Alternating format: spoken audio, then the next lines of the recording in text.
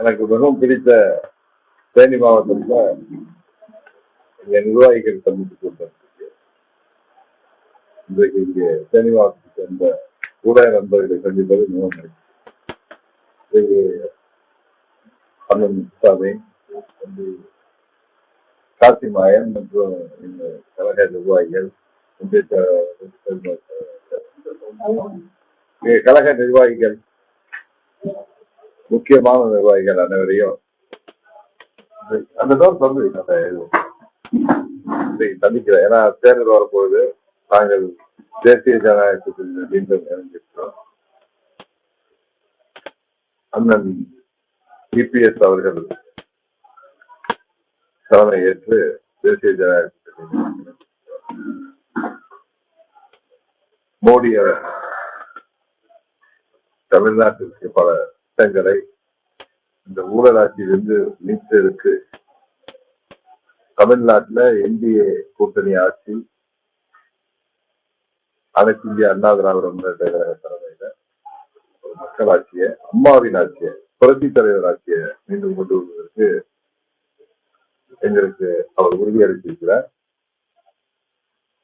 அவரின் விருப்பப்படி இந்த கூட்டணி பெறப்பட்டிருக்கிறது. உறுதியாக இந்த தேர்தலில் திமுகவின் வாரிசு அரசியலை முறியடித்து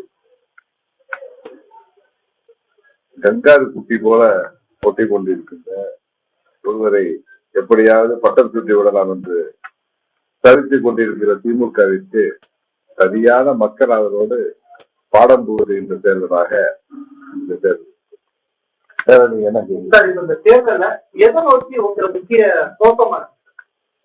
ஊழலை ஒழிப்போம்,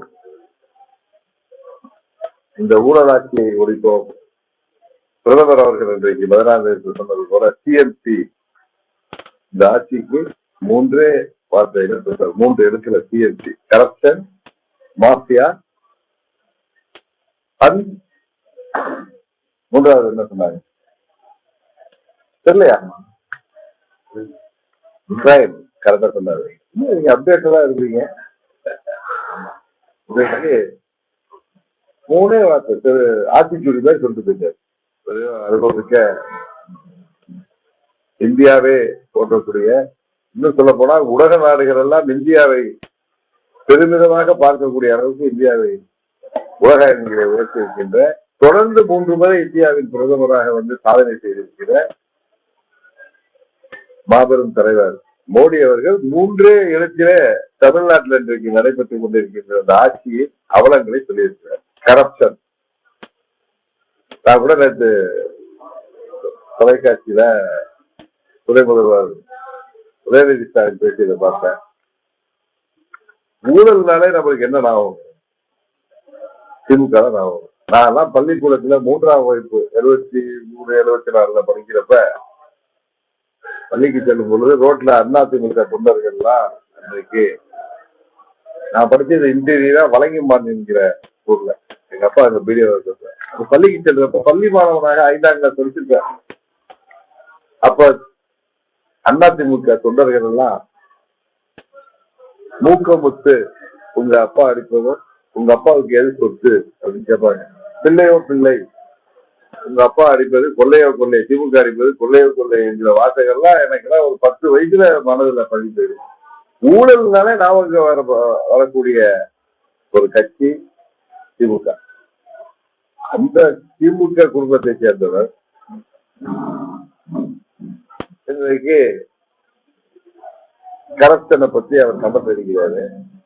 மாஃபியா பத்தி சொல்றப்ப டிடிவி தினகரன் ஒரு மாஃபியாவிடம் விவசாயிகளை பெறுவதற்காக லஞ்சம் கொடுத்துவிட்டு, பணம் கொடுத்துவிட்டு ஏமாந்துருக்காரு. அதாவது பொய் வழக்குன்னு தெரியும். இருந்தாலும் அவர் சொல்றதே ஒன்று என்ன சொல்றாரு, நாங்கெல்லாம் பணம் கொடுத்தோம் தான் சொல்றாரு. அவர்களை போல லஞ்சம் கொடுத்தோம் தான் சொல்றாரு. லஞ்சம் வாங்குகின்றதற்கே பெயர் பெற்றவர்கள், அறிவியல் பூர்வமான கரப்ஷன் செய்யக்கூடியவர்கள். அவர்கள் எங்களை பார்த்து படிக்கிறார்கள். இன்னைக்கு அம்மா அவர்கள் இருந்த ஆட்சியில் இருக்காங்க. சட்டம் ஒழுங்கு எவ்வளவு சரியாக இருந்தது. இன்றைக்கு இங்க மாஃபியா ராஜ்யம், ரவுடி ராஜ்யம் நடக்குது. கிரைம் ரேட் எப்படி இருக்குன்னு பாருங்க.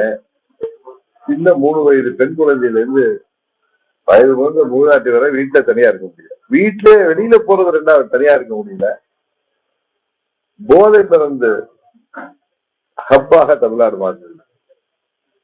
இன்றைக்கு போதை மருந்து கடத்தலுக்கு தமிழ்நாடு ஒரு பெரிய மாநிலமாக செய்து. கேட்டா போதை மருந்து அங்கிருந்து வந்து கட்சி பேச காவல்துறை உங்கள்கிட்ட இருக்கு, ஆட்சி உங்கள்கிட்ட இருக்கு. எங்க பார்த்தாலும் எந்த ஒரு சமூக விரோத செயலா இருக்கட்டும், அது மணல் கடத்தலாக இருக்கட்டும், கனிம வள கொள்ளையா இருக்கட்டும். நேற்று கூட தொலைக்காட்சியில பார்த்தோம், திருநெல்வேலி மாவட்டத்துல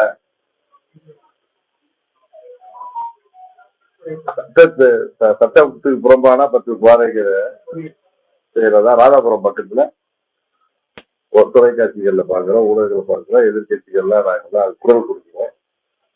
இன்னைக்கு போராடாத மக்களே இல்லை என்கிற அளவுக்கு வாக்குறுதியை சொல்லி ஏமாற்றி ஆட்சிக்கு வந்தவர்கள் எங்களை பார்த்து படிக்கிறார்கள். இந்த ஊழல் ஆட்சி பாத்தீங்கன்னா அமைச்சர்கள் மேல அன்னைக்கு பாக்குறோம், டிரான்ஸ்பருக்கு 356 கோடி ஊழல் நடந்திருப்பதாக ஈடியே புகார் செய்யுது.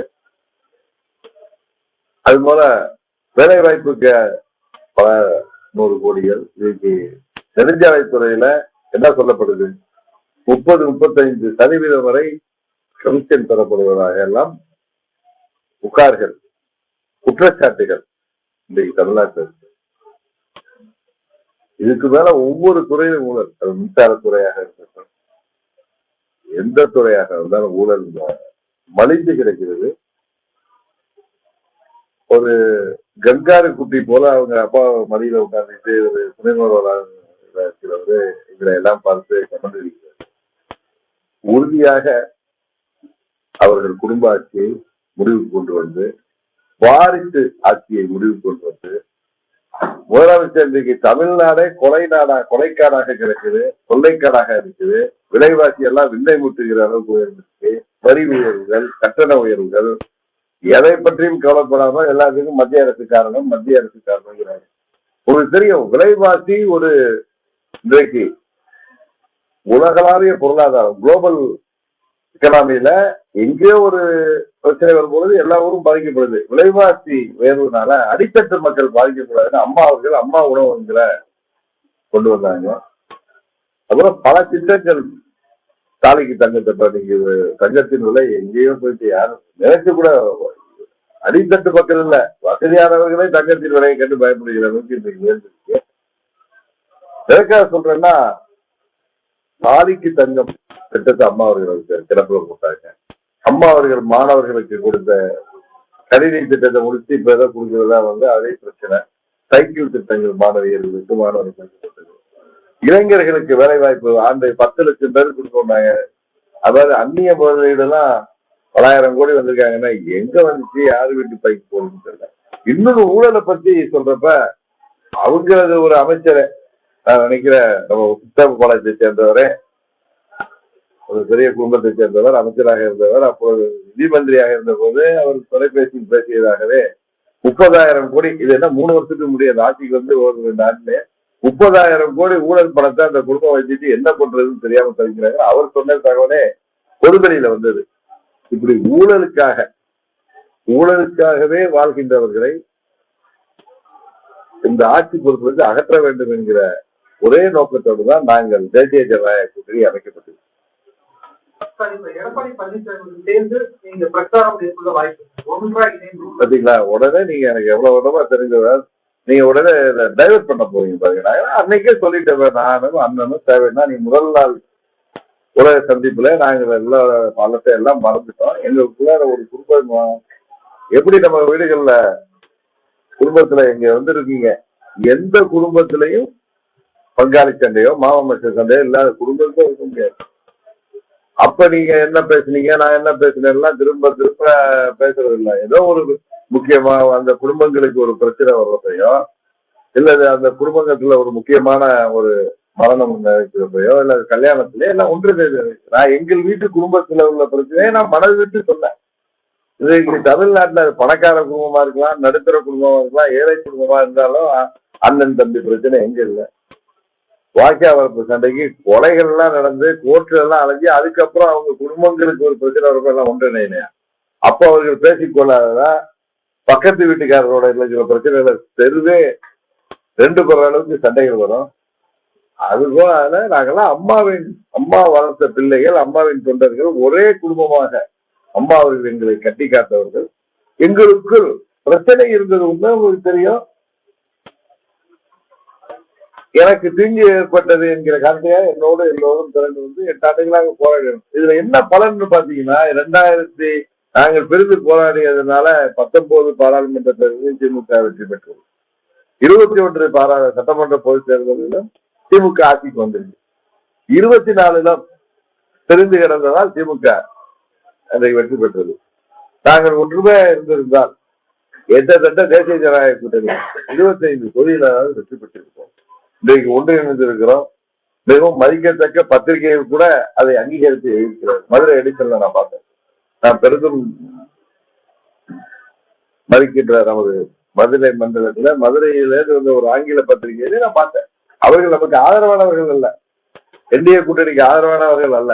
இருந்தாலும் இன்றைக்கு இங்க பிஜேபியை சொல்லி பூச்சாண்டி காட்டுகிறார். சிறுபான்மை மக்களை பாதுகாவதற்கு ஏமாற்றுவது.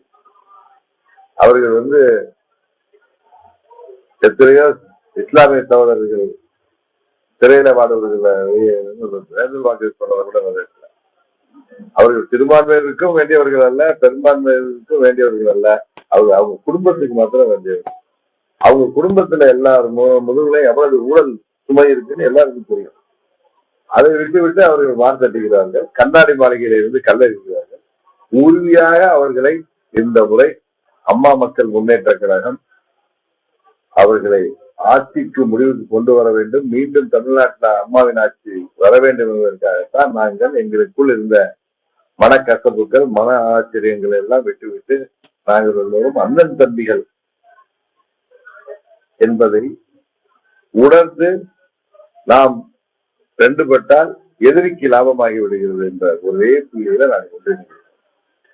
அதனால ஒன்றாக பிரச்சாரம் செல்வோம். தேவைப்பட்ட இடங்களுக்கு ஒன்றாக பொதுக்கூட்டங்களுக்கு செல்ல இருக்கிறோம். மீண்டும் பாரத பிரதமர் வருகின்ற கூட்டங்கள் பல இடங்களில் ஏற்பாடு செய்யப்படுகிறது. அரசு செல்வோம். எங்கெல்லாம் தேவை இருக்கிறதோ நீங்கள் விருப்பப்படுகிறதோ அங்கெல்லாம் போதுமானவரை நாங்கள் ஒன்றாகவே பிரச்சாரம். திமுகவை நம்ம தேசிய ஜனநாயக கூட்டணிகளை எல்லாம் இதுக்கு முன்னாடி நம்ம ஒரு தீபம் பொறுத்து பிரிந்திருந்த அதிமுக அனைத்து ஒன்றிணைய வேண்டும். அந்த ஒன்றிணைய வேண்டும்ன்றதுல நீங்க அதுல முதல் குரல் கொடுத்தீங்க. இப்ப அந்த ஒன்றிணைப்புல அந்த ஒன்றிணைப்பு முழுமை அடைந்திருக்கா? நீங்க நல்லா பாத்தீங்கன்னா அம்மாவின் தொண்டர்கள் அவர்கள் அனைவரும் ஓர் அணியில் திரள வேண்டும்ங்கிற வார்த்தை தான் நான் சொல்லியிருக்கேன். நீங்க ஒரே கட்சி ஆகணுங்கிற அர்த்தத்துல கேட்குறீங்க. நான் ஒரு பத்திரிகையாளர் சந்திப்புல எது பொது வெளியிலேயோ நீங்க இருந்தா கேட்ட காமிங்க. நான் அம்மாவின் தொண்டர்கள் அனைவரும் ஓர் அணியில் திரள வேண்டும் அப்படின்னு பேசுறப்ப ஒன்றிணைய வேண்டும் நான் வார்த்தை சொல்றேன். என்னுடைய ஸ்டார்டிங் பாத்தீங்கன்னா ஓர் அணியில் இணைய வேண்டும், ஒரு குடையின் கீழ் நாங்கள் பயணிக்க வேண்டும். ஏன்னா உங்களுக்கு என்ன தெரியும்னா எங்க குடும்பமா எங்க கட்சி தான் அது, அம்மாவுடைய கட்சி, தலைவராக கட்சி. எங்களுக்கு குடும்பம் அதை சேர்றதுக்கு எந்த மன ஆச்சரியம் எல்லாம் இல்ல. அம்மாவின் நாங்க கட்சி ஆரம்பிக்கிறப்பே கட்சியை ஜனநாயக முறைப்படி மீட்டெடுப்போங்க தான் சொன்னோம். ஆனா இந்த கால 6, 7 ஆண்டு 8 ஆண்டு ஆயிட்டு, கிட்டத்தட்ட 9 ஆண்டு ஆயிட்டு. என்ன ஒன்று எல்லா அம்மாவின் பெயர்ல நாங்க கட்சி ஆரம்பிச்சோம். அம்மாவின் திருவுருவத்தை தாங்கிய கொடியை நாங்க தமிழ்நாடு முழுவதும் கொண்டு செல்கிறோம். அந்த கொடியையும் அந்த பெயரையும் அம்மாவின் பெயரையும் விட்டு செல்வதற்கு எங்களுக்கு மனம் இல்லை. அதனால நாங்கள் அண்ணன் தம்பிகளாக இப்ப ஒரே கூட்டு குடும்பமா இருக்கிறப்ப மனஸ்தாபம் ஏற்பட்டு தனியா போய் ஒரு வீடு கட்டிடுறோம். அதனால திரும்பி அந்த வீட்டுலதான் போய் இருக்கணும் அப்படிங்கிற அவசியம் இல்லை. 2 பேருமே பக்கத்துலதான் வீடு கட்டியிருக்கோம். பரஸ்பரம் அன்போடு பிரச்சனை வர்ற போது ஒன்றாகவும் சந்தோஷத்தில் எல்லோரும் ஒருங்கிணைந்து பங்கேற்கும். அதனால ஒன்றிணைங்கிற இடத்தை நோக்கி நான் சொல்லிட்டேன். ஒரு உரையில் 2 கட்சிகள்லாம் இருக்க வேணாம். தேவையற்ற அரசியல்ங்கிறது ஒரு சதிகள் நிறைந்த ஒரு துறை. இங்க பதவிக்காகவும் அதிகாரத்திற்காகவும் எத்தனையோ பேர் இடையில சதி செய்வாங்க. அதுக்கெல்லாம் இடம் கொடுக்காம அண்ணன் தம்பிகளாக ஊர்ல சொல்லுவாங்களா, வீடு பேசி போயிருக்காங்க, அவங்க தனி அடுப்பு வச்சிருக்காங்க, அவங்க வீடு தனி வீடு தனி குடித்தனம் போயிருக்கும். அதனால தவிர இப்ப வீடு கல்யாணம் வீட்டுல இருந்து பையன் பிரிஞ்சு போற மாதிரி, இல்ல சகோதரர்களுக்கு தனித்தனியா குடியிருக்க மாதிரி அப்பா அம்மா காலத்து அப்பா அம்மா இருக்கிறப்ப எல்லாம் ஒன்னா இருப்பாங்க, அம்மா இருக்கிறப்ப நாங்கெல்லாம் ஒன்னா இருந்தோம். அம்மா அவர்கள் மறைவுக்கு பிறகு எங்களுக்குள் சண்டை வந்து நாங்கள் வெளியில ஏறி இப்ப தனி வீடு கட்டிவிட்டோம் அம்மா மக்கள் முன்னேற்றம். அதனால நாங்க அதிமுக சேர வேண்டாம்ங்கிறதுலாம் இன்னைக்கு தேர்தல் வந்து விட்டது ஒன்று நினைவிட்டோம். எங்களுக்குள்ள மனமாச்சரியங்கள் எல்லாம் அப்ப முத்துசாமிக்கும் ஒன்றும் அதிமுகவுக்கு ஒன்றும் பிரச்சனை இல்லை, சுரேஷுக்கு அதிமுக பிரச்சனை இல்லை, தேவதிக்கும் கிடையாது, அவருக்கும் கிடையாது. இந்த டாக்டர் எனக்கு ஆதரவாக வந்து பதவி இழந்தவர், அதையெல்லாம் மறந்துட்டோம். ஏன்னா எனக்கு ஏற்பட்ட பாதிப்பைக்காக தான் இந்த இயக்கமே தொடங்கப்பட்டது நியாயம் வேண்டி. இதற்கு நாங்கள் சரியாக போராடும் பொழுது எதிரிக்கு அது வாய்ப்பாகிறது. அம்மாவின் ஆட்சி வர வேண்டியதை நாம் காரணமாகி கூடாது, அது வராமல். இதுதான் நான் வந்து எங்க நிர்வாகிகளுக்கும் எங்க தொண்டர்களுக்கும் உங்க மூலம் சொல்றேன். எத்தனையோ மனக்கசப்புகளா இருந்தது உண்மை, இல்லைன்னு சொல்ல எதையே மறக்கலையே, அதையெல்லாம் மறந்து விட்டோம். அதெல்லாம் ஒரு கெட்ட கனவாக மறந்து விட்டோம். புதிய தொடக்கத்தை நோக்கி நாங்கள் எல்லாம் தேர்தல் என்கிற இந்த ஜனநாயக போர்க்களத்திலே மீண்டும் அண்ணன் தம்பிகள் எல்லாம் ஒரே படையாக தேர்தல். யார் பெரியவர் யார் சிறியவர் என்கிறதெல்லாம் எல்லாமே பாரத பிரதமர் மாண்பு மோடி அவர்கள் தேசிய ஜனநாயக கூட்டணி தேசிய தலைமையாகும். தமிழ்நாட்டிற்கு அண்ணன் பழனிசாமி அவர்கள் தலைமையில அதிமுக கூட்டணியில நாங்க மனப்பூர்வமாக இணைந்து பிரதமர் அவர்கள் இருந்த பொழுதே அந்த வாக்குறுதியை நான் செஞ்சேன்.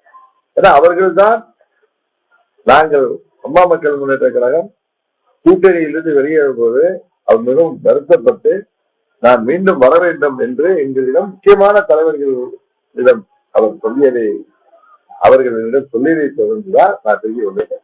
மறைக்கிறதுக்குலாம் ஒண்ணும் இல்லை. இதுல வந்து உங்களுக்கு என்னை பத்தி நல்லாவே தெரியும். 89ல இருந்து எவ்வளவு போராட்டங்களை செஞ்சுக்குவேன். நான் அரசியலுக்கு வருவதற்கு முன்பே எத்தனையோ கைதுகளை வழக்குகளை சந்திக்குவேன்.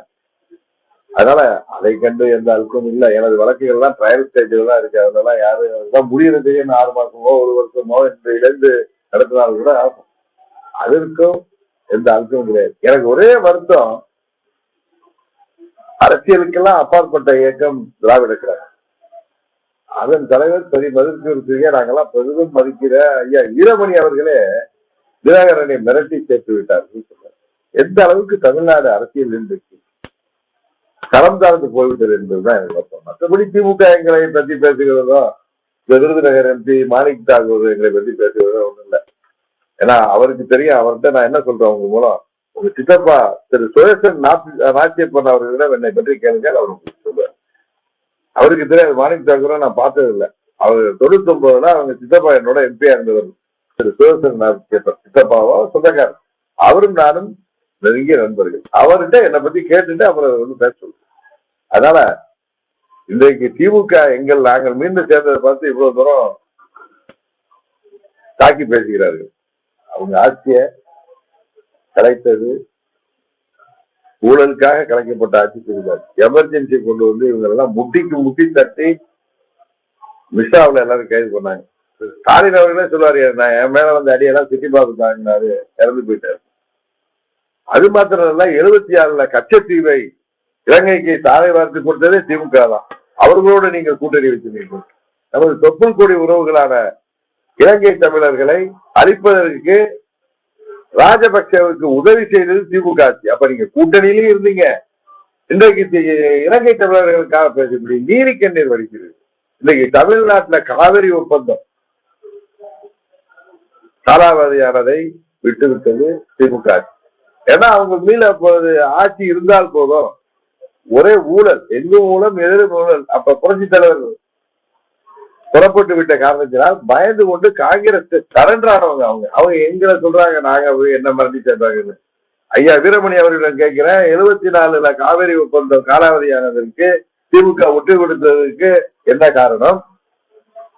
76ல திமுக ஆட்சி கலைக்கப்பட்டது, ஊழலுக்காகவே அந்த ஆட்சி கலைக்கப்பட்டது. நாம் கேள்விப்பட்டிருக்கோம் சின்ன வயசுல வீரான ஊழல், பூச்சி மருந்து ஊழல், மஸ்டர் ரோல் ஊழல், இன்னைக்கு எத்தனையோ ஊழல்கள். இன்றைக்கு ஊழல்னாலே நான் வர்றது திரு கருணாநிதி அவர்களின் முகம், திமுக முகம் தான். அவருடைய பேரன் இன்றைக்கு பேசிக் கொண்டிருக்கிறார். காலம் நாங்கள் 21ல ஒன்றாக இருந்திருந்தால் இவர்கள் ஆட்சிக்கே வந்திருக்க முடியாது.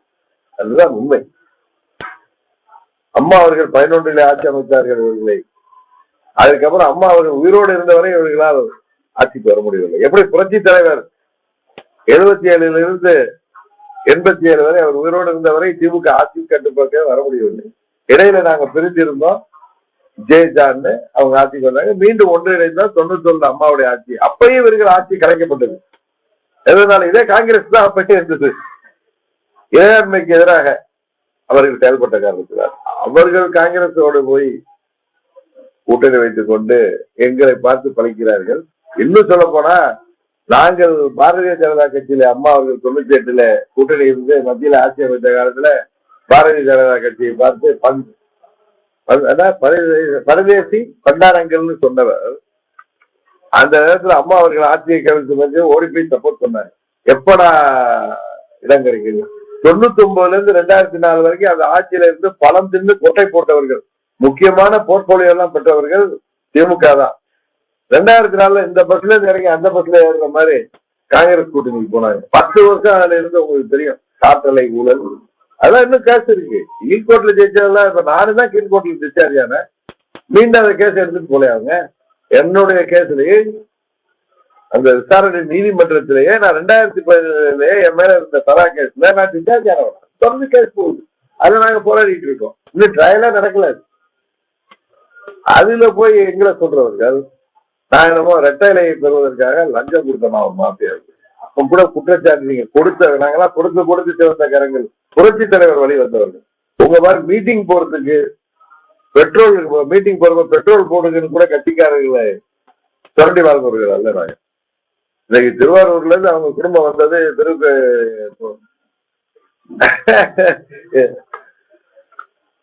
ஒரு மருத்துவருக்கு மறைந்த சிவாஜி கணேசன் அவர்கள் சொன்னது ஞாபகம் இருக்கு. இன்றைக்கு அவர்கள் எத்தனை ஆயிரம் கோடிக்கு அதிபதி, எத்தனை லட்சம் கோடிகளுக்கு அதிபதி.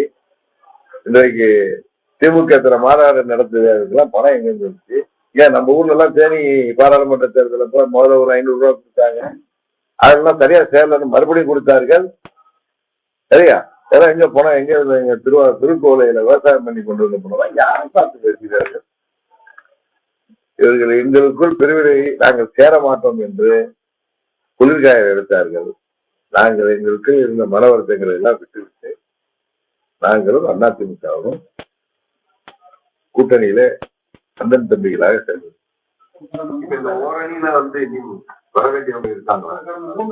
யாரெல்லாம் நினைக்கிறீங்க இந்த ஓரணியில் இன்னும் இணைய வேண்டி நீங்க விரும்புறது? சில கட்சிகள் வரும் என்ற நம்பிக்கை இருக்கு. 3 ஆண்டுகளா உரையாடுகள் நோக்கியிருக்கு. இன்றைக்கு திமுகவுடைய அமைச்சரை திமுக சபாநாயகரை திமுகவை எடுத்து அந்த அமைச்சரை சந்திச்சு வந்திருக்காரு. அவர் உங்க நீங்க கைவிட்டீங்களா இல்ல கைவிட்டு கூட்டு வர போறீங்களா? நல்லா தெரியும் உங்களுக்கு. தயவுசெய்து நீங்க தான் தேனிக்காரங்க மனசு விட்டு சொல்றேன். அண்ணன் பன்னீர்செல்வம் 99 நான் இங்கு பாராளுமன்ற வேட்பாளர் இருந்தப்ப பெரியகுளம் நகர கழக செயலாளர், இவர் அப்ப சின்னமனூர் ஒன்றிய செயலாளர். அப்பொழுது நகராட்சி சேர்ந்தோம். அம்மா அவர்களுக்கு எவ்வளவு உயர்வை எல்லாம் கொடுத்தார்கள். கடந்த 25 ஆண்டுகளாக அவர் எவ்வளவோ உயர்வுகளை பெற்றார். 2 முறை அம்மா அவர்களாலும் 3வது முறை எங்களாலும் முதல்வராக இருந்தவர். அதற்கு பின்பு அண்ணன் பழனிசாமியோடு சேர்ந்து அவர் ஆட்சியில் தொடர்ந்தார் துணை முதல்வராக. அவர் உங்களோடு ஆட்சி அதிகாரம் எல்லாம் போன பிறகுதான் அம்மா மக்கள் முன்னேற்ற நாங்கள் நட்பு கரம் நீட்டோம். அவர் நல்ல முடிவு எடுக்க வேண்டும். அவர் அம்மாவின் தொண்டர். அம்மா அவர்கள் இந்த அதிமுக ஆட்சியில 3 முறை முதல்வர் பதவி வகிக்கக்கூடிய வாய்ப்பை பெற்றவர். அவர் சரியான முடிவு எடுத்து வருவார் என்ற நம்பிக்கை எனக்கு இருக்கு. ஏன்னா அவருடைய உயர்வுல எனக்கும் ஒரு சிறு பங்கு இருக்கும் என்று உங்களுக்கு தெரியும். அவருக்கு ஆதரவானவன்னா 2000 ஏப்ரல்ல திரு சையத்கான் அவர்கள் தமிழ்நாடு முழுவதும் அம்மா அவர்கள் மாவட்ட செயலாளரை மாற்றிய பொழுது நான் தேனியில அவரே இருக்கட்டும் சொன்ன பிறகு சென்னை மாவட்டத்தில் அம்மா இல்லப்பா எல்லா ஊர்லயும் மாத்திட்டேன், சையத்கானையும் மாற்றணும், அவர் வேற எதுவும் செய்வோம்னு சொல்லிட்டு அப்ப மாவட்ட செயலர் யாரை போடணும்னு கேட்டப்ப அன்றைக்கு இது நான் பெருமைக்கு சொல்லுவேன். நடந்து உங்க எல்லாரும் தெரியுதுல்ல, வேற ஊர்ல சொன்னா கூட இங்க உள்ள அத்தனை பேர்களும் அப்ப நீங்க வேணா வயதுல சிறுவர்களா இருக்கலாம். முத்துசாமி சாட்சியாக என்னோட இருக்கிறாரு. அங்க செல்லமுத்து இருக்கா. சையத்கான மனசாட்சியை பற்றி பார்த்தா தெரியும். அன்றைக்கு ஏப்ரல் மாதம் அம்மாவிடம் இவர் வந்து இந்த ஒரு இளைஞரை போடலான்னாங்க. இல்லம்மா நாங்கெல்லாம் இளைஞர்கள் சீசன் மேன் போடுங்கன்னு சொன்னோம். அதுக்கப்புறம் அவருக்கு வந்த உயர்வுகளுக்கெல்லாம் ஏதோ ஒரு நான் காரணமாக இருந்தாரா இல்லையா என்பது உங்களுக்கு தெரியும். அது போல அவரும் அதற்கு நன்றிக்கடனாக சின்னம்மா அவர்களை முதல்வராக்க வேண்டும் என்று எல்லாரும் கேட்டபோது நான் என்னுடைய வேண்டுகோளுக்கு இணங்க தனது பதவியை ராஜினாமா அந்த ஒரு வாரம் பொறுத்திருந்தார். 7ஆம் தேதி வரைக்கும் எங்களுக்கு இருந்த அந்த தர்ம யுத்தத்தை யார் பேச்சே கேட்டுட்டு தொடங்கணும்னு சொல்றாருல, தொடங்காமல் இருந்தார். 2014 பிப்ரவரி 14 எங்க சித்திக்கு எதிராக மீண்டும் முதல்வராக இதை ஒத்துக்கிறீங்களா இல்லையா? நீங்க யாருக்காவது மாற்று கருத்து இருக்கா? கூட நாங்க தான் என் கட்சிக்காரர் தம்பி கேள்வி கேட்டீங்களே, உங்களுக்கு மாற்று கருத்து இருக்கா? அதான் அவர் எல்லாவற்றையும் என்னையும் தான் எல்லா கட்சிகளும் அழைத்தார்கள். நான் எங்களுக்குள்ள சண்டை போட்டு வெளில போட்டுருவோம். எல்லா கட்சிகளும் நான் பெருமையா சொல்லல. ஏன்னா நான் வந்து இன்னொரு கட்சியோட சென்று விட்டால் ஆபத்து என்று. ஏன்னா 21 நான் தனியாக இருந்தப்ப தனியாக இருக்கட்டும் சரி என்று நாங்கள் வெற்றி பெறுவதற்கு சரியாக இருக்கும் என்று நினைத்தவர்கள். இந்த தேர்தலில் நாங்கள் வந்து தனியாக இருக்கக்கூடாது, எந்த கட்சியோடு போயிடக்கூடாது என்று அரசியல் ரீதியாக விரும்பினார்கள். பல கருத்து எனக்கு நான் சொன்னேன். என்னோட தமிழ்நாட்டுல இப்ப ரிப்பீட் பண்ற வார்த்தையை சொன்னது, ஆட்சி அமைக்க துடிக்கின்ற கூட்டணி கட்சி தலைமை இருக்கின்ற கட்சிகள் எங்களோடு பேசி வருகிறார்கள். நாங்கள் அதை இப்பொழுது கூட்டணி முடிவுக்கு வந்த பிறகுதான் சொல்றேன். கூட்டணிக்கு தலைமை தாங்குகிற கட்சிகள் எங்களோட இல்ல தலைமை கூட்டணி அமைக்க விரும்புகின்ற கட்சிகள் எல்லாம் என்னோட பேச விரும்பினார்கள், எங்களோடு பேசுகிறார்கள். ஆனா நான் வந்து உரிய முடிவு எடுத்த பிறகு நான் உங்கள்கிட்ட சொல்றேன். நான் உரிய முடிவு எடுத்துட்டேன். என்டிஏ கூட்டணி நான் வெளியில் வந்த பிறகு தேசிய ஜனநாயக கூட்டணி தலைமை தாங்கி பாரதிய ஜனதா கட்சியை சேர்ந்த முக்கியமான தலைவர்கள், அப்பொழுது தமிழ்நாடு தலைவராக இருந்த நண்பர் அண்ணாமலை தொடர்ந்து என்னிடம் பேசிக் கொண்டிருப்பார். அது கூட சில பேர் தவறாக ஊடகங்கள்ல அவர் தூண்டிதான் நான் வெளில போயிட்டேன். இல்ல கிடையாது, நானாக யோசிச்சு முடிவு எடுப்பேன். நான் யாரை சொல்லி கேட்டு நான் போய் யுத்தம் நடத்துறவனோ யாரை செஞ்சு செய்யறவன் கிடையாது. ஏன்னா அம்மாவோட அதிக அம்மாவால் வாக்கப்பட்டவன். அதனால நான் யோசிச்சுதான் முடிவு எடுப்பேன். இப்பயும் நான் எடுத்த முடிவு 6 முறை செஞ்சுட்டு 3 மாதமா என்ன முடிவுனாங்க. நான் அப்ப உங்ககிட்ட நான் சொன்னேன் கிளியரா, நீங்க எல்லா தொலைக்காட்சியிலையும் அதை நீங்க ரீப்ளே பண்ணி பாருங்க. நீங்க இதை ஒண்ணு சொல்றீங்க, அதிமுக அண்ணன் பழனிசாமி அப்படியெல்லாம் பேசுனீங்களே, இப்படியெல்லாம் பேசுனீங்களே. ஆமாங்க பேசணும்.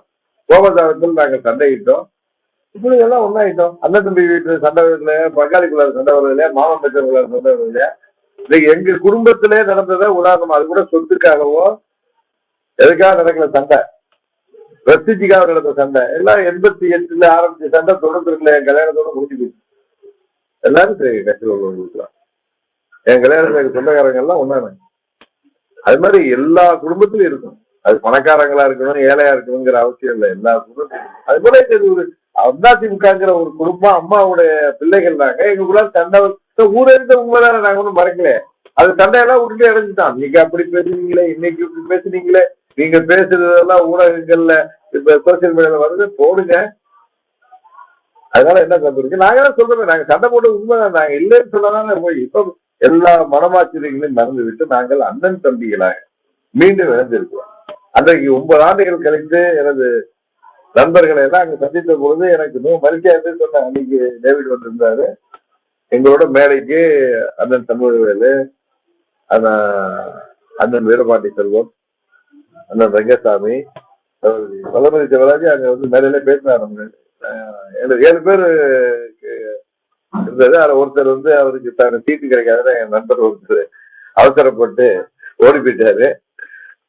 அவரு வந்து அவசரப்பட்டு முடிவு எடுத்திருக்காரு. அதான் நண்பர் தான் இவர். எனக்கு 99 நண்பர். அவரு கூட 2007 தான் நண்பர். இவர் நான் வந்து இங்க வந்தப்ப சின்ன பொண்ணு கொண்டு வச்சாரு. என்னோட தான் இருக்காரு. இவர் ஒன்னும் எனக்கு சொந்தக்காரர் இல்லை. நாங்களாம் அதிமுகங்கிற அம்மாவுடைய சொந்தங்கிறதோ நீங்க சொல்ற சொந்தம் கிடையாதுங்கிற. நாங்க அம்மாவுடைய சொந்தங்கிற சொந்தம். ஜாதி மதத்துக்கு அப்பாற்பட்ட கட்சி எங்க கட்சி.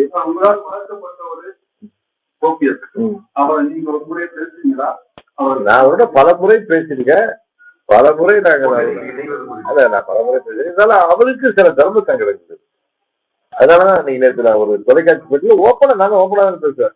அதையெல்லாம் அவர் தான் அதுக்கு ஒரு எங்களுக்கு ஆதரவாக வர வேண்டும், ஒரு முள்ளெடுத்து வர வேண்டும். என்று நான் இப்ப உங்களுக்கு சொன்னதெல்லாம் ஏதோ அவர் மேல வருத்தத்தை சொல்ல அவரும் யோசிப்பார். அவரு இந்த நேரத்துல ஏதோ மனதுல ஏதாவது அவருக்கு கஷ்டம் இருந்தாலும் நான் சொல்வது அவர் மனது யோசிக்கல. என் மீது அவர் தனிப்பட்ட முறையில் ரொம்ப நாங்கள் ரொம்ப நண்பர்கள். நான் நானே வந்துட்டேன், நீங்க எதுக்கு யோசிக்கிறீங்க? கரெக்டா? நீங்க எல்லாம் சேர்ந்து பொதுக்குழுல என்ன நீக்கிறீங்க, நீங்க வெளியில வந்தது நான் உங்களை அப்படியே கட்டி அரைச்சிக்கிட்டேன். நீங்க பெரிய யோசிக்கிறீங்க. உங்களை விட வயதில் சிறுவன் தான் நான் ஒத்துக்கிட்டேன். நீங்களேதான் நீங்க ஒரு குடும்ப பிரச்சனையாக இருந்தா அதெல்லாம் எந்த ரூபத்தில் வரணுமோ அந்த ரூபத்தில் எந்த யாரு மூலம் வரணுமோ அதை வந்துட வேண்டும் தான் எங்களுக்கு பெருமையாக இருக்கும், எங்களுக்கு இன்னும் பலமாக இருக்கும். உங்கள் மூலமே தேனியில இருந்துட்டு என் நண்பருக்கு அழைப்பு கொடுக்குறேன். தனிமையில பேசுறப்ப நான் தர்ம சங்கடம் இருக்கும். நான் ஒன்று சொன்னா அவர் செய்ய மாட்டேன்னு சொல்ல மாட்டேன். அதனால நான் அவர் அப்படி அவரால் மனது விருப்பப்பட்டு வரணும். இப்ப டேவிட் நான் ஒன்னு அழுத்தம் கொடுக்கறதுக்கும் அப்ப முடிவெடுத்துட்டு வான்னு சொல்றது வித்தியாசம் இருக்குல்ல.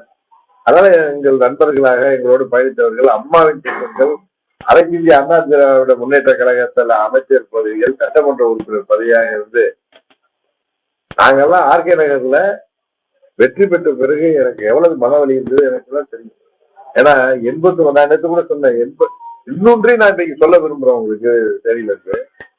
புரட்சி தலைவர் மறைந்த அன்றைக்கு அம்மா அவர்களோடு ராமாபுரம் தோட்டத்திலிருந்து புரட்சி தலைவர் மெட்டனர் வேன்ல அவர் பாடியை வச்சு வரப்ப பின்னாடியே அம்மாவுடைய கண்டாச கார்ல நாங்க தான் வந்தோம்.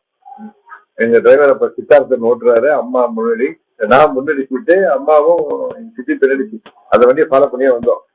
ராஜாஜி ஹாலில் நெரிஞ்சிட்டு அந்த ஸ்ட்ரக்சரை மேல தூக்குறப்ப அங்க இருந்து அந்த ஆர்மியில இருந்தவங்க அம்மா தூக்க சொன்னாங்க. ஒரு பக்கம் அம்மா அந்த பக்கம் போய் தோல் கொடுத்தப்ப ஒரு சத்யா ஸ்டுடியோல பத்மா ஒருத்தர் அவர் கோபதாரத்தோட அம்மாவை சட்டம் போட்டதும் அம்மா என்ன சொன்னாங்க, அந்த இடத்துல ஒரு இது வராட்டு என்ன தம்பி நீ போகணும். அப்ப அந்த புரட்சி தலைவர் என்கிற பெரிய மாமனிதனுக்கு அந்த ஸ்ட்ரக்சரை நம்ம ஊரை சொல்லுவோம் பாட தூக்கிறதுக்கு வாய்ப்பு கிடைச்சது, அந்த வாய்ப்பு பெற்றவங்க நான் போய் மாற்றி முடிவு எடுக்க முடியுமா சொல்லுங்க? அம்மாவால அரசியலுக்கு வந்தவங்க, அம்மா கூடவே பயணித்தவர். 23 வயதுல இருந்து அம்மாவுக்கு பாதுகாப்புக்கு வந்தவர்கள் நாங்க. நீங்க நினைக்கிற மாதிரிலாம் அம்மா ஆட்சிக்கு அம்மா அப்ப அம்மா தனிமையில் இருந்தார்கள். அவர்களை தமிழ்நாட்டை விட்டு விரட்டணும்னு நினைச்சாங்க புரட்சி தலைவர் மறைவுக்கு பிறகு. அவர்களுக்கு துணையாக நின்றவங்க, அவர்கள் பக்கபலமாக நின்றவர்கள். நீங்க பார்த்திருப்பீங்க போல வேன்ல வரப்போ டாப்ல உட்காந்துட்டு வருவோம் பின்னாடி. எதுக்கு இது பெருமை? இதை நான் உங்கள்கிட்ட இதை வச்சு நான் கிரெடிட்டுக்காக சொல்லல, அப்படி அம்மா கூடவே பயணித்தவர்கள். நைட்டு படுக்கிறப்ப கால்பட எத்தனை மணிக்கு என்ன எழுப்பணும்னு எனக்கு இதெல்லாம் நான் இன்னைக்கு ஏதோ உங்கள்கிட்ட மைலேஜ் வாங்குறது. அதே மாதிரி அம்மா கூடவே நாங்க ஒன்றி வாழ்ந்தோம். என்ன வீட்டுக்கு போகணும்னு சொல்றப்ப அமைதியா தான் இருந்தேன். 2007ல இருந்து அமைதியா தான் இருந்தேன். இவங்களை கூட என்ன பார்க்க வந்தா கூட பார்க்க மாட்டேன். அவங்க தான் நம்மள அரசியல் சொல்ல வேணாம் இருந்தாலும் ஒதுங்கி இருந்தேன். திரும்பவும் அம்மா அவர்கள் மறைவுக்கு பிறகுதான் நான் வெளியில வந்தேன். அவங்க இறந்தா நீ போகாம இருக்க கூடாது, எங்க சித்தி வேணும்னு கூப்பிட்டதுனால வந்தேன். அவர்கள் எல்லாம் சேர்ந்து என்ன துணை போச்சு ஆக்கினார்கள். அதுக்கப்புறம் நடந்ததெல்லாம் உங்களுக்கு தெரியும். அதான் சொன்னேன், 2017 ஏப்ரலுக்கு முன்பு எந்த மலையில் இருந்தாலும் அந்த மலைக்கு போய்க்கலாம். I have reversed everything. நான் அம்மா மீறி எதுவுமே செஞ்சு கரெக்டா அம்மாவுடைய பழத்தை குறையில வச்சுட்டு நாங்க போக முடியுமா? எங்க நினைச்சு பாரு. அதே மாதிரி அண்ணன் பன்னீர்செல்வமுக்கும் அந்த அது போன்ற என்ன சொல்றது அம்மாவிட்ட அம்மாவுக்கு அவரது கடமைப்பட்டவர் என்பது 21ல அம்மா அவர்கள் ஆட்சி பொறுப்பு செப்டம்பர் 21, 2001 இறங்குறப்ப அவரை அம்மாவுக்கு தான் 15 மாசம் தான் தெரியும். அவரை அன்றைக்கு எப்படி அவரை சேர்ந்திருந்தாரு. அதோட சீனியர்லாம் இருந்தாங்க. அப்பயே ஜெயக்குமார் இருந்தாரு, செங்கோட்டையன் இருந்தாரு, குட்டிசாமி இருந்தாரு. பழையவர்கள் இருந்த போது கூட அம்மா அவர்களை எதற்காக தேர்ந்தெடுத்திருப்பார்கள் என்று உங்களுக்கு தெரியும். இங்க இருந்து அப்ப மறைந்த துரைராஜ் அவர்களும் இவர்களும் இந்த துறையை சேர்ந்தவர்களும் நீங்க நினைக்கிற கம்மியெல்லாம் இல்ல, எதனாலும் யாரோட இருக்கிறார்கள் என்ற காரணத்தினால் அம்மா அவர்கள் கொண்டு வந்திருப்பார்கள் என்பது உங்களுக்கு தெரியும். அதுபோல 3 முறை 2 முறை அம்மா அவர்கள் இருந்த போதும் அம்மா அவர்கள் மறைவுக்கு பிறகும் சின்னம்மா அந்த ஸ்தானத்தில் இருந்தப்பே வந்தவர் அவர். அதனால அவர் நல்லா யோசித்து முடிவெடுப்பார். யாருடைய உள்ளழுத்தத்திற்கும் அவருக்கு புற அழுத்தமும் கிடையாது, உள் அழுத்தத்திற்கும் நான் சொல்றது அண்டர்லைன் பண்ணி அவர் தெரிச்சாய்க்காமல் அவரை வாழ வைத்த இயக்கத்திற்கு அவர் நன்றி கடன் செய்ய வேண்டிய நேரம் வந்திருக்கிறது. ஏன்னா நம்ம ஆட்சி தமிழ்நாட்டில் வர்றது நமக்காக மாத்திரமல்ல. இன்றைக்கு எங்கு பார்த்தாலும் ஊழல், எதிலும் ஊழல், சட்டம் ஒழுங்கு சந்தித்திருக்கிறது. கஞ்சா, ஹெராயின் போன்ற போதைப் பொருட்கள் நடமாட்டம் தமிழ்நாடு முழுவதும் மாணவர்கள் முதல் அனைவரையும் பாதிக்குது. கூலிப்படைகள் பெருகிவிட்டது. யாருடைய உயிருக்கும் இன்னைக்கு உத்தரவாதம் இல்லை. கனிம வள கொள்ளை, எந்த ஒரு சமூக விரோத மணல் கொள்ளை, எந்த ஒரு சமூக விரோத செயலிலும் பின்னாடி பார்த்தா அதுல திமுகவுடைய பேட்டர்னேஜ், அதாவது அவர்கள் திமுகவை சேர்ந்தவர்களுடைய பாதுகாப்பு இருக்கு. காவல்துறையின் கைகள் கட்டி போடப்பட்டிருக்கு. காவல்துறைக்கே இன்றைக்கு பாதுகாப்பு கொடுக்க வேண்டிய நிலைமையில தமிழ்நாடு காவல்துறை இருக்கிறது. சட்டம் ஒழுங்கு சந்திச்சிருக்கிறது. இதுதான் உண்மை. இதை அவர்கள் ஏழை எளிய மக்களை ஊழலை திளைத்த பணத்தை வைத்துக் கொண்டு விலைக்கு வாங்கி விடலாம் என்று கனவு காண்கிறார்கள். அது 24 தேர்தலோடு முடிந்து விட்டது. இந்த 26 தேர்தல் தமிழ்நாட்டுக்கு உண்மையான விடியலை கொண்டு வரும். அது அம்மாவின் ஆட்சியை, தேசிய ஜனநாயக கூட்டணியின் ஆட்சியை, மோடி அவர்கள் தமிழ்நாட்டை தத்தெடுத்துக் கொள்கின்ற அளவிற்கு தமிழ்நாட்டிற்கு எப்படி அம்மா இந்த தேனி மாவட்டத்தை ஒரு தத்தெடுத்திருந்தாரோ அது போல இன்றைக்கு அம்மா அவர்கள் இடத்துல மோடி தான் எங்களுக்கு இருக்கிறார். மோடி அவர்கள் தமிழ்நாட்டையே, அம்மா அவர்கள் இன்றைக்கு தமிழ்நாடே அவருக்கு வேண்டியிருந்தாலும் நம்ம தேனி மாவட்டம் என்பது அவர்களுக்கு ஒரு சிறப்பான ஈடுபாடோடு அம்மா அவர்களுக்கு இருந்தது தெரியும். அது போல தமிழ்நாட்டையே மோடி அவர்கள் தத்தெடுத்து தமிழ்நாட்டுக்கு தேவையான அனைத்தையும் பெற்று தந்து மீண்டும் தமிழ்நாடு இந்தியாவிலேயே முதல் மாநிலமாகுவதற்கு நாங்கள் அனைவரும் ஒத்துழைப்போம். அதற்காகத்தான் நாங்கள் தேசிய ஜனநாயக கூட்டணி ஆட்சி வரணும். நான் சொல்லிட்டேன், நான் பதவிக்கு வரணும், நான் தேர்தலே போட்டியிடலன்னு சொல்லிட்டேன். எனக்கு என்னை சேர்ந்தவர்கள், எனக்காக 8 ஆண்டுகள் என்னோடு போராடியவர்கள், பதவி இருந்தவர்கள், என்னை சேர்ந்தவர்கள் சட்டமன்ற உறுப்பினராக வேண்டும் என்பதுதான் அந்த ஆசை. அவர்களுக்கு வாய்ப்பு கிடைத்தால் அவர்களில் யாராவது 2-3 பேரை அமைச்சராக பார்க்க வேண்டும் என்பது ஆசை. ஏன்னா அதிகாரத்தின் பக்கத்திலே ஒரு அம்மா என்கிற பெரிய ஆளுமையின் பக்கத்திலே இருக்கணும். அதனால இதெல்லாம் எனக்கு ஒரு பெரிய விஷயமாக பார்ப்பதில்லை. எங்கள் அம்மா மக்கள் முன்னேற்ற கழகம் தொடர்ந்து அம்மாவின் லட்சியங்களையும் கொள்கைகளையும் அடுத்த நூற்றாண்டுகள் கொண்டு செல்கின்ற பணியை செய்வதில் தான் அதிமுக ஆட்சி வெற்றி பெறப்போ பாத்தீங்கன்னா மக்கள் முன்னேற்ற, அதாவது அம்மா மக்கள் முன்னேற்ற கட்சிகளுக்கு ஜெயிக்கிறவங்களும் ஆட்சியில பங்கு கொள்வாங்க. விருப்பம். அப்ப அவரு தனிப்பெரும்பான்மையோட பட்டுட்டு நாங்களே இருக்கோம்னு சொன்னா அதை போய் சண்டை போட முடியாது, கூடாது இல்ல. நம்மளுடைய நோக்கம் அது இல்ல. திமுக வீழ்த்துறது என்னோட ஆசையை சொல்றேன். என்னுடைய முதல் குறிப்பில் என்னை சேர்ந்தவர்கள், எனக்காக உழைப்பவர்கள், என்னோடு எத்தனை அழுத்தங்களை தாண்டி இன்றைக்கு பயணித்துக் கொண்டிருப்பது தகுதியானவர்களை நான் அவர்களை சட்டமன்றத்துக்கு அனுப்ப வேண்டும். வாய்ப்பு இருந்தால் அவர்களை அமைச்சராக்க வேண்டும் என்பதுதான் எனது ஆசை. அது கூட்டணி ஆட்சி அமைகின்ற தனிப்பார்வை அமைந்தோம். அந்த எடப்பாடி அவர்கள் எல்லாம் நம்ம எல்லாம் கூட்டணி ஆட்சி அமைப்போம் என்று அதுக்காக சண்டை போட்டு பெறுவதில்லை. எனது ஆசை மெஜாரிட்டி கிடைக்காது, கூட்டணி ஒரு ஆட்சி ஒரு கட்சி மெஜாரிட்டி கிடைக்கும் பேசுவோம். ஏன் நம்ம மெஜாரிட்டி இருந்தாலும் கூட்டணி ஆட்சி அமைப்பதற்கு அவர் தேசிய ஜனநாயக கூட்டணிக்கு அவர் ஒத்துக்கொள்ளலாம். ஒன்றும் இது அழுத்தமோ இல்லை, அன்பாலேயே அதை செய்யலாமே. அம்மாவுடைய ஆட்சிக்கு எல்லாரும் எல்லாரும் நினைக்கலாம். இதெல்லாம் ஒரு அழுத்தம் கொடுத்தோ பார்கெயின் பண்ணி பண்ற விஷயம் இல்லை. இதெல்லாம் யதார்த்தமாக நடக்கும். ஆட்சி அப்படின்ற வார்த்தை ஆமாங்க, தேசிய ஜனநாயக கூட்டணி ஆட்சிங்க. அது கூட்டணி ஆட்சி சார். பெருசா உள்ளார கேக்குறீங்க. அதிமுக தரப்பில ஒரு கூட்டம் எடப்பாடி சொல்றது அதிமுக ஆட்சி தான் அமைப்போம் அப்படின்னு. இப்ப இந்தியாவுக்கு மற்ற கட்சியெல்லாம் ஆட்சி தேசிய ஜனநாயக கூட்டணி ஆட்சி அப்படின்னு நம்ம தேசிய ஜனநாயக கூட்டணி அதிமுக தலைமையில நடக்கும். அதுல எல்லா கட்சிகளும் தங்கள் சட்டமன்ற உறுப்பினர்கள் அமைச்சராக வேண்டும் என்று விருப்பப்படுவது யதார்த்தம். இதுல போய் நீங்க இப்படி உள்ளுக்குள்ள கேட்காதீங்க. இந்த ஆட்சியில நடக்கிற அமலங்களை நாங்க வெளிப்படுத்துறதுக்கு எங்களுக்கு உதவி செய்யுங்கள், எங்களை திசை திருப்பாதீர்கள் என்றுதான் கேட்கிறேன். முடிஞ்சு போச்சு எல்லாம். ஏன் அன்றைக்கு மோடி அவர்கள் மதுராந்தகத்துக்கு வந்தது அந்த கூட்டத்துல எல்லாமே வெளிப்படையா தெரிஞ்சுக்குவோம். அன்றைக்கு நானும் அதிமுக இபிஎஸ் அவர்களும் ஒன்றாக அமர்ந்து நாங்கள் எல்லாவற்றுக்கும் உங்களுக்கு விளக்கம் கொடுத்தோம். நாங்கள் 2 பேரும் அண்ணன் தம்பியாக செயல்பட போகிறோம். அம்மாவின் லட்சியங்களை தொடர்ந்து கொள்ள சென்றதுதான் எங்களுடைய பணின்னு அவரும் சொல்லிட்டாரு, நானும் சொல்லிட்டேன். திரும்ப திரும்ப உள்ளார நீங்க பிரச்சாரத்துக்கு போக மாட்டேன். எடப்பாடிக்கே நான் போவேன் பிரச்சாரத்துக்கு. அமமுக இருக்கிற தொகுதிகளை அவர் ஸ்பெஷல் கவனம் எடுத்து வருவாரு. இதெல்லாம் இயற்கை தானே. இல்ல இவரு தான் வேண்டாதவரா அவருக்கு, இல்ல இவரு வேண்டாதவரா, இல்ல அவர் வேண்டாதவரா, இந்த டாக்டர் வேண்டாதவரா, ஏதோ ஒரு சண்டை செஞ்சவர்கள அதை இன்னும் சொல்றேன். நான் அவர்கள் இருக்கிற தொழில அதீத கவனம் செலுத்துவேன், எங்க தொழில அவர் அதீத கவனம் செலுத்துவேன். நீங்க பார்க்க போறீங்க. அப்படி விருப்பப்பட்டது உண்மைதான், நான் தான் படிக்கல. இல்ல உங்க கட்சியை தொண்டர்களுக்கும் கட்சியினர்களுக்குமே ஒரு பெரிய ஒரு ஏமாற்றமா இருக்காது சார். அதை சொல்லிட்டு அவங்களுக்கு தான் சொன்னோம், ஒரே முறையில 2 கட்சி இருக்கக்கூடாது. அரசியல் என்பது ஒரு சதி நிறைந்த ஒரு துறை. இங்க ஆட்சி அதிகாரம் எல்லாம் வர்றப்ப யாரோ நமக்கு எல்லாம் இடையில பிரச்சனைகளை உருவாக்குறாங்க. அந்த பிரச்சனை நமக்கு நமது அதிமுகவுக்கும் வரவிடுவதை முறையிலேயே கிள்ள வேண்டும் என்பதற்காக தான் நான் எங்க தொண்டர்களுக்கு தெரியும். இது பதவியெல்லாம் தாண்டி நாம இருக்கக்கூடிய அவர்களுக்காக இருக்கக்கூடிய, நான் எம்எல்ஏ ஆகி மந்திரி ஆகணும்னு தான் அவசியம் இல்லை. என்னை சேர்ந்தவர்கள் மந்திரி ஆனாங்க பெருமைப்படுவாங்க. ஆமா சார், ஆமா சார், உறுதியாக நாங்க கேட்போம் சார். அவங்களுக்கும் தெரியுமில்ல, ஒருவேளை அதிமுக தொகுதியா இருந்தா அவங்களுக்கு கஷ்டம் இருக்கும். அது மாதிரி சொல்றேன், ஒரு யதார்த்தத்தை சொல்றேன். அது மாதிரி நிச்சயம் இப்ப எங்க கூட 7 பேர் இருக்காரு. 18 பேர்ல என் அன்பு நண்பன் வெற்றி மறைந்து விட்டார். அவரு சாத்தூர் சுப்பிரமணியன் இன்னைக்கு அரசியல் விட்டு போயிட்டாரு. சில பேர் அதிமுக போயிட்டு இருந்தாங்க, சில பேர் திமுக போயிட்டாங்க.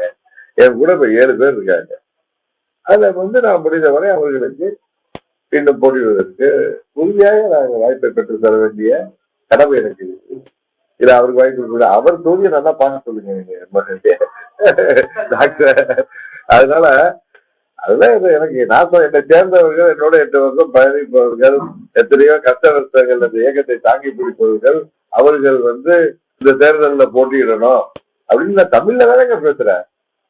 திரும்ப திரும்ப இதை நோண்டி நீங்க ஆட்சியில இது நடந்துச்சு அது நடந்துச்சு எதுவும் கேட்கவே மாட்டீங்களா? ஏன் ஆட்சியை பத்தி பேச பயப்பமா இருக்கும்? ஏதாவது அச்சுறுத்தல் இருக்கா? உங்களுக்கு எதாவது அழுத்தம் இருக்கா? யாரும் மறுக்கிறாங்களா? என்ன கேட்கிறாங்கல்ல எல்லாரும்? அதெல்லாம் சார், இந்த ஆட்சி உறுதியாக இன்னைக்கு மோடி அவர்கள் 16 நீங்க அதற்கான தொடக்கம் ஆரம்பிச்சிருக்கு. நான் சொன்னேன், இன்றைக்கு வசந்த பஞ்சமி, இது சக்தி எழுச்சி அடைகின்ற நாள். அன்னைக்கு இந்த மாவீரர் சுபாஷ் சந்திர போஸ் அவர்கள், ஆன்மீகம் தெரிஞ்சவர்களுக்கு வசந்த பஞ்சமியின் அந்த அர்த்தம் புரியும். கரெக்டா? எல்லாருக்கும் புரியாது. அது ஆன்மீகத்துல ரொம்ப திளைத்தவர்கள், ரிலிஜியஸா சொல்லல, ஸ்பிரிச்சுவலா. ஆன்மீகம் வேற, மத சார்ந்து இருக்கிறது வேற. ஆன்மீகத்துல ஸ்பிரிச்சுவலா உள்ளவங்களுக்கு வசந்த பஞ்சமியோடைய உள்ளர்த்தம் தெரியும். அந்த நாள்ல மாண்புமிகு பிரதமர் அவர்கள் இங்க எங்களை எல்லாம் ஒரு அணியில் இணைத்து அந்த மாபெரும் ஒரு பொதுக்கூட்டமா 4-5 மாவட்டங்களுக்கான ஆர்கனைஸ் செய்யப்பட்ட பொதுக்கூட்டம் பெரிய மாநாடாக அமைந்தது. கிட்டத்தட்ட 5 லட்சம் பேருக்கு மேல் வந்திருந்தாங்க. உள்ளாரே 2 லட்சத்துக்கு மேல 3 லட்சம் பேர்ல இருந்தாங்க. வர முடியாதவர்கள் மேலே வெளியில ஒரு கிட்டத்தட்ட 3 லட்சம் பேர் வெளியிலே இருந்தாங்க. அதான் சொல்றாங்க, மாநாடு போல் உருவெடுத்து எல்லாம் தொண்டர்கள். எங்க கடவுளக்கூட்டுல இருந்து எங்க ஒன்றிய செயலாளர் வைரா பாண்டி கூட வந்திருந்தாரு. இங்க உள்காட்டுல இருந்து கூட அங்க கிளம்பி வந்துட்டாங்க. அந்த 2 நாள் நான் சேர்ந்த அடுத்த நாள் தானே நான் எல்லாரும் வந்திருந்தாங்க. உள்காட்டுல இருந்து கூட எங்க ஒன்றிய செயலாளர் பார்த்து எனக்கு மகிழ்ச்சியா இருந்துச்சு. எங்க கன்னியாகுமரியில இருந்து எங்க தொண்டர் வந்திருந்தாரு, ஊட்டில இருந்து எங்க நிர்வாகி வந்திருந்தாரு. எது சொன்னா அவ்வளவு எட்டில இருந்து கூட அங்க மதுராந்தகம் எங்க இருக்கு அங்க வந்திருந்தாங்க.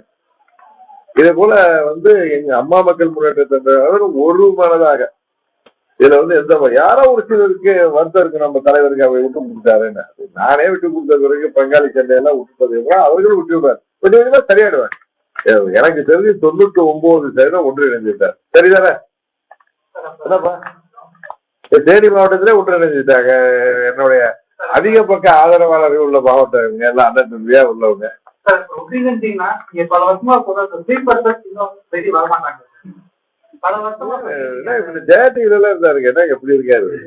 ஸ்லீப்பர் செல் எல்லாம் ஒரு காலகட்டத்துல இப்ப ஸ்லீப்பர் செல் எல்லாம் எங்களுடைய லைவ் செல் ஆயிட்டாங்க. அவ்வளவுதான், போதுமா? ஸ்லீப்பர் அதான் சொல்றேன், மனமாச்சரியம் விட்டுட்டோம், இந்த பெட்டி பாலிடிக்ஸை விட்டுட்டோம்.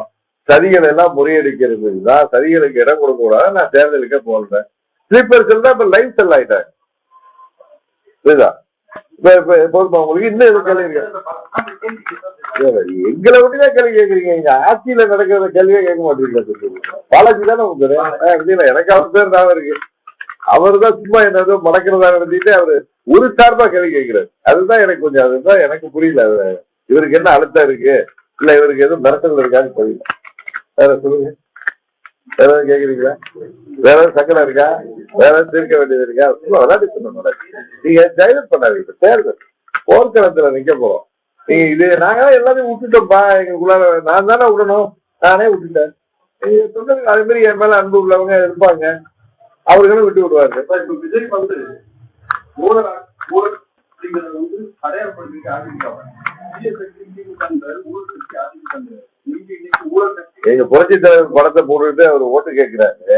எங்க கட்சி ஆட்சியை வந்து அவர் ஊழல் ஆட்சி கிடையாது. என்னங்க புரட்சி தலைவர் படத்தை போட்டுட்டு இருக்காரு, புரட்சி தலைவருடைய கட்சியின் ஆட்சியை ஊழல் ஆட்சிங்கிறது என்ன?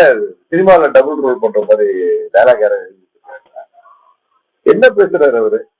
அண்ணாவை மறந்து விட்டார்கள் அண்ணா திமுக.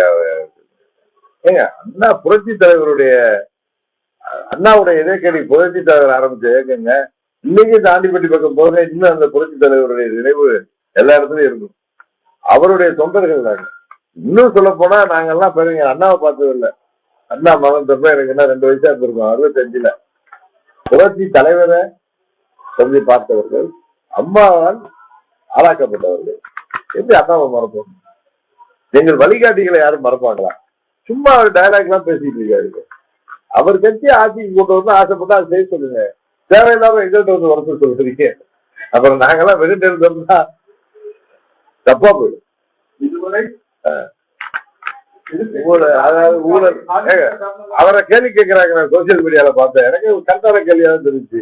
ஊழலை ஒழிப்போங்கிறீங்களா? நீங்க உங்க படத்தை பிளாக் டிக்கெட்டை விட்டு தானே உங்க அந்த ஊழலே உங்களால ஒழிக்க முடியல. 100 ரூபாய் 150 ரூபாய் டிக்கெட் 1000 2000 ரூபாய்க்கு விற்கிறானா? அதை கூட உங்களால ஒழிக்க முடியல. நீங்க என்ன நாட்டு ஊழல் இருக்கு? முதல்ல வெளியில வாங்க சார். வீட்டுக்குள்ளார உட்காந்துட்டு ஊழலை ஒழிப்போம்,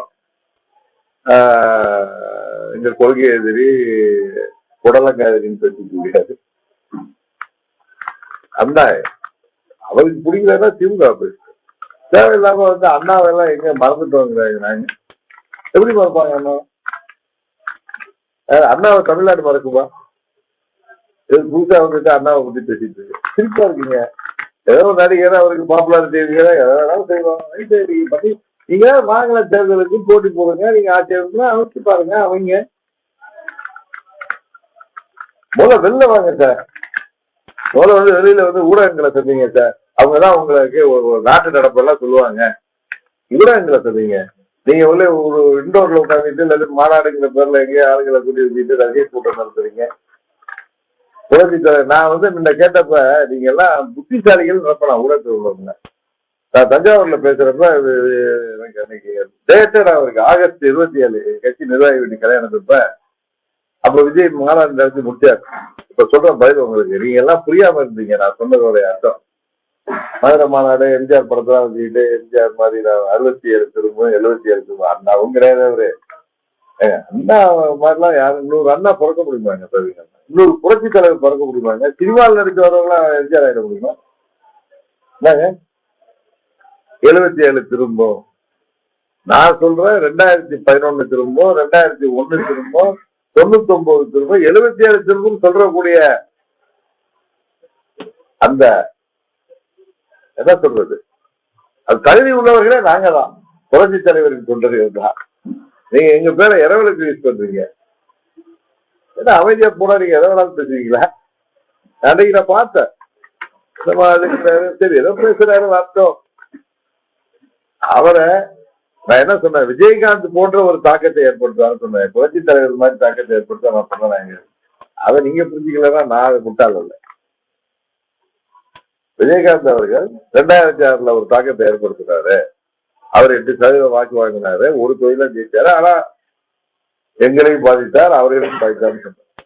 அதை விட சற்று அதிகமாக இருக்கும் அப்படின்னு சொன்னேன். ஆனா எம்ஜிஆர் மாதிரி வருவான்னு சொன்னா கேட்கிறேன் சார். நீங்க தானே அவர் அப்படி சொன்னீங்க இப்படி அப்படி சொன்னேன். நான் என்ன சொன்னேங்கிற தாண்டி நீங்க அர்த்தம் பண்ணீங்கன்னா நான் புரிஞ்சுக்கிறேன். அதாவது 2026 அவர் தாக்கம் இருக்கும் அப்படிங்கிறது தாக்கம் இருக்கு சார். ஆனா புரட்சி தலைவர் மாதிரிலாம் இன்னொரு புரட்சி தலைவர் முடியாது. ஏன்னா புரட்சி தலைவரோட வாரிசுகள் நாங்க எல்லாம் இருக்கோம் சார். நாங்க ரெட்டாயில இருக்கிற வரைக்கும் என்ன பண்ண முடியும் சார்? இப்ப நீங்க ரெட்டாயிலை பலவீனப்பட்டு விட்டதுன்னாங்க, ஒரே நாள்ல பலமாகி விட்டது. என்னங்க நாங்கள் எல்லாம் மனவாச்சரிகளை விட்டுட்டு ஒன்று இணைந்தோம். இன்னைக்கு நாம் பெருதும் மதிக்கிற ஒரு பத்திரிகை எங்களுக்கு எதிரான பத்திரிகை, அதை ரியாலிட்டி எழுதுறாங்க. உண்மைதானே? நான் கேட்கறது நீங்க மத்தவங்க மாதிரி நான் கேட்கறேன், எதார்த்தத்தை கேட்கிறேன். எங்க எதனால ஆட்சி அமையலையோ அந்த காரணம் இன்னைக்கு சரி செய்யப்பட்டு விட்டது. அன்றைக்கு நாங்க ஒன்னா இருந்திருந்தோம்னா நேரடியா 21 தொழில அதிமுக சொல்லிச்சு. அதோடைய பாதிப்பு 50,000 தொழில் செங்கோட்டையன் வந்து இங்க இருக்க ஒரு மண்டலம் தலைவர் மற்றவங்க அதிமுக கூட்டணியோ அந்த திமுக கூட்டணியோ தலைவர்களே இல்லை அப்படிங்கிறாரு. அண்ணன் ரொம்ப பெரிய மதிக்கக்கூடிய மூத்த நிர்வாகி. அவரே பேசிக்கிறாரு. பேசுறாரு அவர். நாங்க அண்ணாவை மறந்து விட்டேன்னு அவர் பேசுவாரா? அவர் பேசுறாரு. எம்ஜிஆரை மறந்து விட்டேன்னு பேசுவாரா? அவர் பேசிட்டுங்க, நான் பேசுறேன். உலக தமிழ் சொந்தங்களுக்கு வணக்கம். நான் ராஜவேல் நாகராஜன். பேசு தமிழா பேசு வலையொலியுடைய வளர்ச்சிக்கு நீங்களும் உறுதுணையாக இருக்கணும்னு நினச்சிங்கன்னா இந்த வீடியோடைய டிஸ்கிரிப்ஷனில் இருக்கக்கூடிய ரேசர் பே லிங்கை கிளிக் பண்ணுங்கள். அந்த லிங்க்கில் போயிட்டு உங்களுக்கு விருப்பமான தொகையை பேசு தமிழா பேசுவனுடைய வளர்ச்சிக்கு உங்களுடைய பங்களிப்பாக நீங்கள் கொடுக்கலாம். நன்றி, வணக்கம்.